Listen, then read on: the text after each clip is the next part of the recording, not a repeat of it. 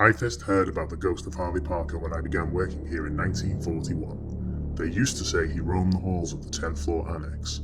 There were many stories, but one in particular happened around 1950. An elderly woman guest insisted she saw an apparition outside room 1078.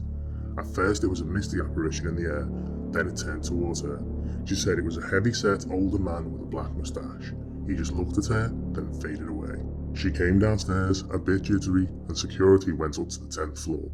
They checked it out, but reported they could find nothing. These are the words of longtime bellman John Brennan in a 1992 Boston Globe interview. Welcome back, dissectors. Today we're going to explore the hauntings at Omni Parker House in Boston. If you're new here, this is a channel that delves into the backstories of ghosts from around the world. Who were they in life? How did they die? And what made them haunt the place they've chosen as their final destination?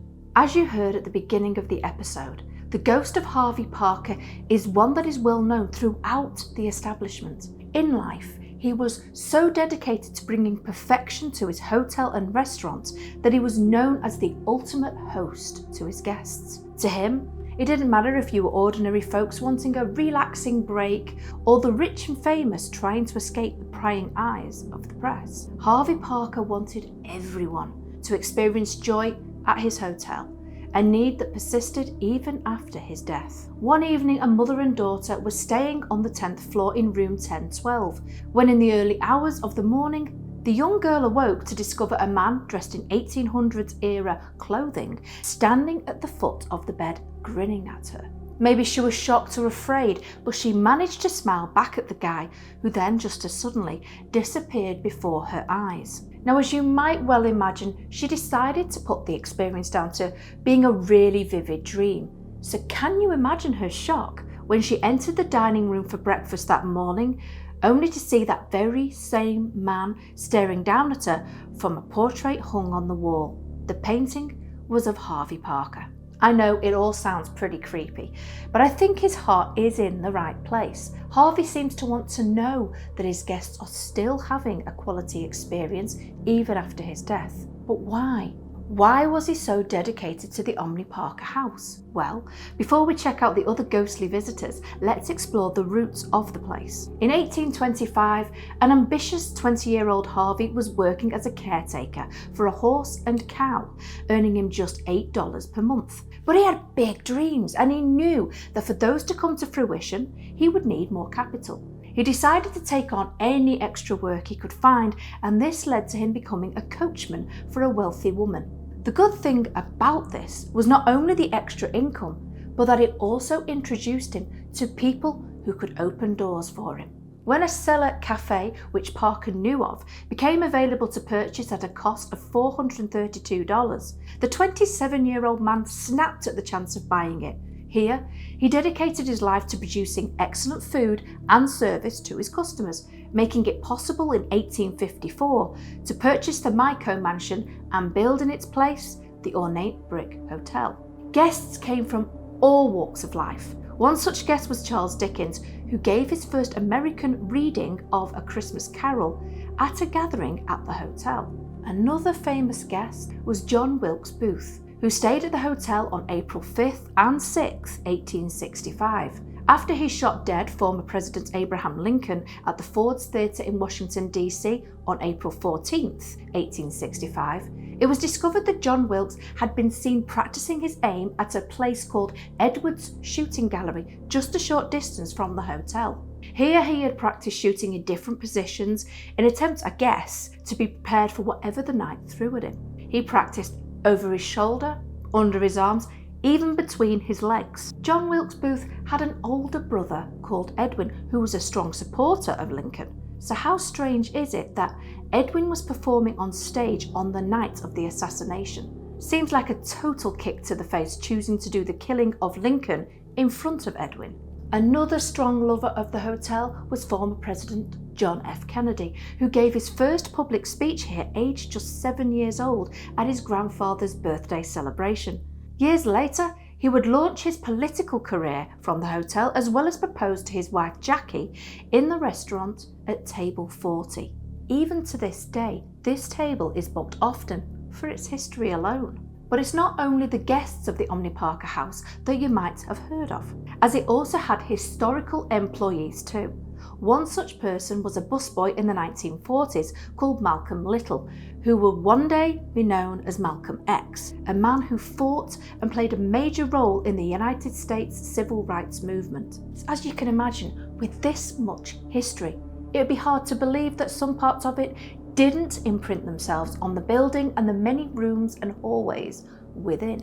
Now, on the 9th and 10th floors, there have been many reports of paranormal activity. Many believe that the orbs witnessed here are actually Harvey Parker, travelling between rooms, checking in on his guests. There are also countless accounts of strange happenings too, with flickering lights, items going missing from rooms only to reappear somewhere else, along with disembodied voices whispering and laughing in the darkness. On a few occasions, security has even been called to room 1040 for a noise complaint. Every single time the room has been explored though, it was found empty. Very strange indeed. One guest even said that on 2 consecutive mornings, they were awoken by people whispering outside their room. Maybe not strange when staying in a hotel, but it was the same voice each time, and wanting to find out more, they opened their door. Now, their room was positioned at the very end of the hallway, making it near impossible for someone to escape out of sight quickly. But this doesn't appear to have stopped our ghostly guests from disappearing without a trace. On a plus note, the guests did say that the voices sounded like they were coming back from a lovely evening out, which is kind of comforting. But it is not just the higher floors that scream haunted, but the 3rd floor too. Not only did Charles Dickens stay on this floor, but a famous 1870s actress, Charlotte Cushman, died here in 1876. Activity is witnessed pretty often, with the elevator being drawn to this floor even when the call button has not been pushed or a guest is needing to exit here. More scary, and it certainly gives me the Woman in Black vibes, is the fact that a rocking chair is heard rocking backwards and forwards for hours, even though there is no such chair currently in the hotel. Now, this noise can be heard throughout the property at different times. On this floor, there is a ghost that is said to haunt room 303, which many believe is Charles Dickens, even though he died in Gad Hill near Kent in the UK. In life, he was known to enjoy a drink or two, and some say even smoke quite a bit. Well, this was a period of time where smoking was often encouraged for health reasons. Can you imagine? Now, even though smoking is frowned upon nowadays, the stale smoke and lingering odour of alcohol can still be found inside this room, even after being aired out and cleaned. There are also documented reports of his laughter being heard echoing around the area as well. But the activity in this room doesn't stop there. There have been lots of reports of strange shadows lingering in darkened corners, as well as a bathtub that starts to fill on its own, as if for a disembodied guest, along with rumours that a hotel guest killed themselves here. This room has had so much activity that the hotel decided to turn it into a storage closet for the safety of their guests. But is any place safe from the supernatural at the Omni Parker House? One evening, a security officer saw a shadow approaching along the wall in the Bosworth sections of the hotel, which is said to be the oldest part of the property. Now, we figured a hotel guest would be needing to move out of the way, but as he stepped aside, he realised there was no one actually standing there, even though he could physically see the ghostly shadow and shape of a stovepipe hat. With so much history and glamour, with the crystal chandeliers, polished fixtures and dark wood throughout, it won't come as a surprise that people nowadays love to hold their weddings, birthdays and other special occasions here. Not only is this hotel known for the creation of the much-loved dessert, the Boston cream pie, it is also a short distance away from many of the amazing landmarks and attractions in Boston. So how could you possibly resist staying at this beautiful hotel, especially when even your ghostly host is so welcoming and invites you to stay?